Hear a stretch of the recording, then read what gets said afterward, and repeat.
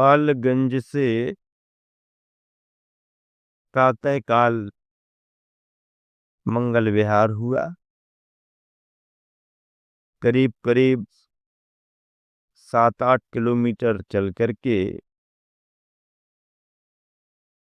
रिजुपुला नदी आई। रिजुपुला नदी के किनारे ही श्वेतांबर बंधु अहमदाबाद निवासी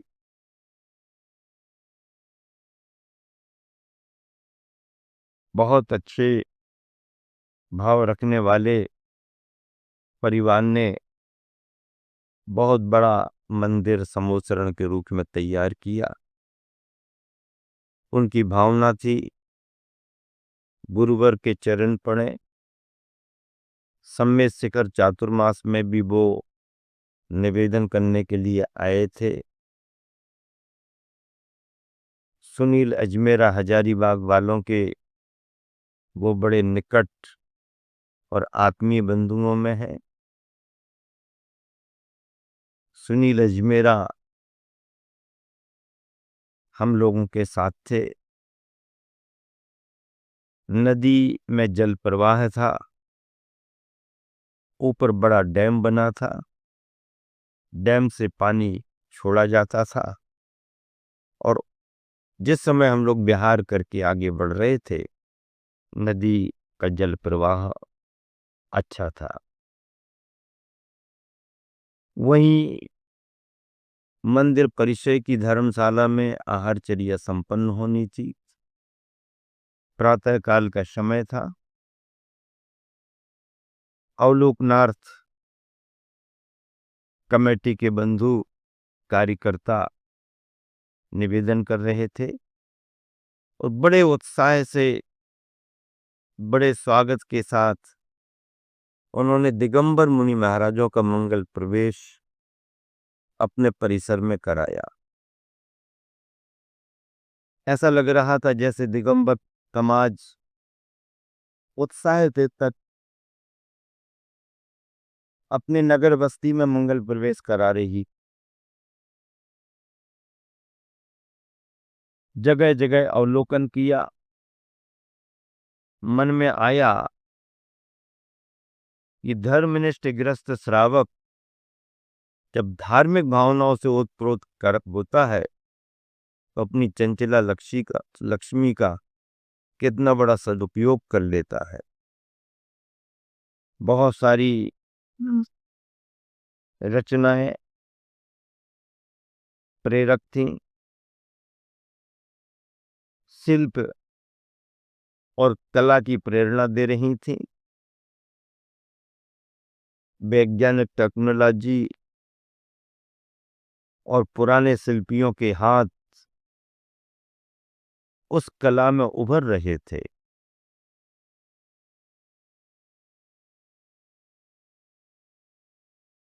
सबसे बड़ी बात जो मुझे वहां लगी, लोहे सीमेंट का वहां कोई काम नहीं, अंदर लाइट भी नहीं, दीपक जला करके उजाला और बड़े कीमती कीमती स्टोन जिनके नग बनते हैं, उन बड़े बड़े नगों से, बड़े कीमती पत्थरों से रचनाएं तैयार हुई। रिजुपुला नदी के किनारे भी हम लोगों का जाना हुआ। पास में दो विशेषताएं मिली।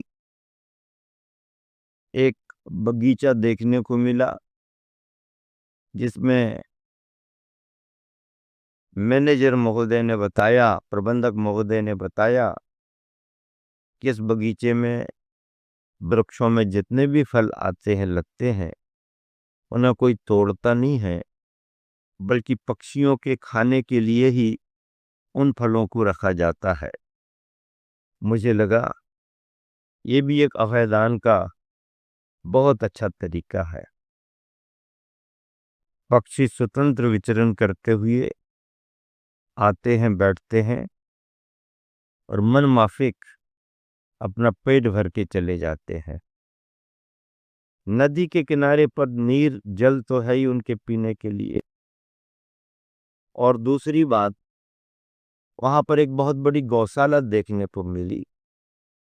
गौशाला स्वच्छ थी, प्रबंध अच्छा था। गौशाला का मतलब कोई दूध डेयरी नहीं, दुधारू जानवर नहीं, बल्कि निरीह, अपाहिज, बीमार, बूढ़े, वृद्ध, विकलांग इन पशुओं के लिए रखा जाता और उनकी सेवा जीव दया करुणा के नाम पर की जाती। उस गौशाला को देख करके मुझे अपने गुरुवर आचार्य विद्यासागर जी का स्मरण आया कि देखो, मेरे गुरुवर ने भी ऐसे ही करुणा के केंद्र दैवोदय के रूप में कितनी सारी गौशालाएं खुलवाएं, लाखों पशु जिसमें शरण प्राप्त किए हैं। कितना दूरदर्शी सोच, कितना करुणा का प्रवाह। जैसे ऋजुकूला नदी में जल का प्रवाह था, ऐसे ही हमारे गुरुवर के हृदय से करुणा का प्रवाह बहता था, प्राणियों के प्रति दया का प्रवाह बहता था। प्राणियों के संरक्षण के लिए, उनको अभय दान देने के लिए गुरुवर हमेशा जैन समाज को प्रेरणा देते रहे, जैन जैनेतर बंधुओं को प्रेरणा देते रहे। और ऐसी गौशालाएं आज भी संचालित हैं। इस गौशाला को देख करके मन में भाव आया कि जीव तो जीव ही है और वह मानवीय सारी व्यवस्थाओं से ऊपर उठे हुए हैं। इंसान हिंदुस्तान पाकिस्तान का बंटवारा कर लेता है, जमीन जमीन में अंतर कर लेता है, घर घर में अंतर कर लेता है, लेकिन पक्षी के लिए ना कोई हिंदुस्तान है ना पाकिस्तान है, पशु के लिए ना हिंदुस्तान है ना पाकिस्तान है। पशु तो पशु है, जहाँ चारा मिल जाए वहाँ थम जाए, और जहाँ पानी मिल जाए वहाँ रम जाए। ऐसा पशु अभय का प्यासा होता है। मनुष्य क्रूर होते जा रहे हैं, हिंसक होते जा रहे हैं, कत्ल खाने खोल रहे हैं, कत्ल खानों को कारखाना बनाया जा रहा। सरकार भी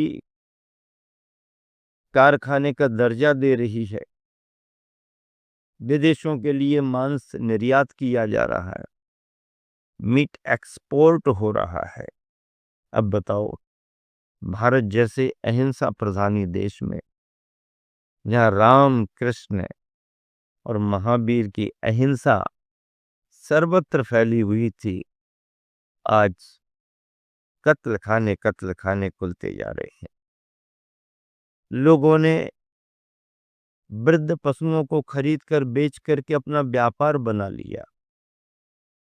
जिंदा जानवर की कीमत बूढ़ा होने पर 5,000, 2,000, 10,000 बची है, और जब जानवर को मार दिया जाता और उसका मीट, मांस और उसके अंगोपांग का निर्यात करता है, जिसे 50,000 रुपए की आमदनी होती है।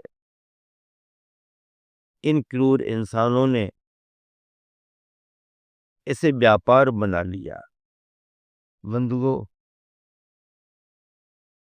क्रय विक्रय का नाम व्यापार है।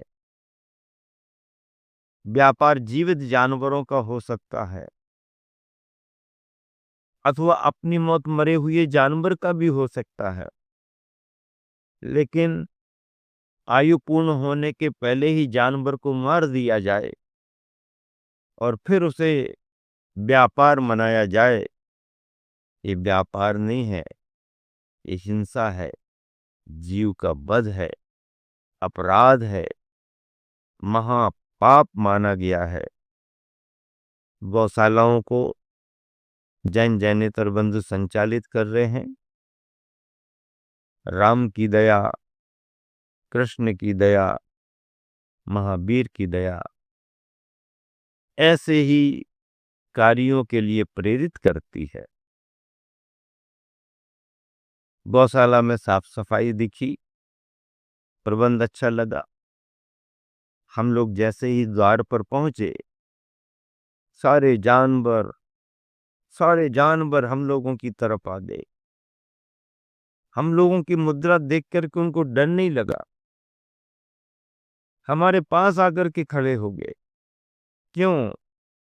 क्योंकि उन्हें लग रहा था ये दिगंबर साधु करुणा की मूर्ति है, ये दिगंबर साधु दया के देवता है।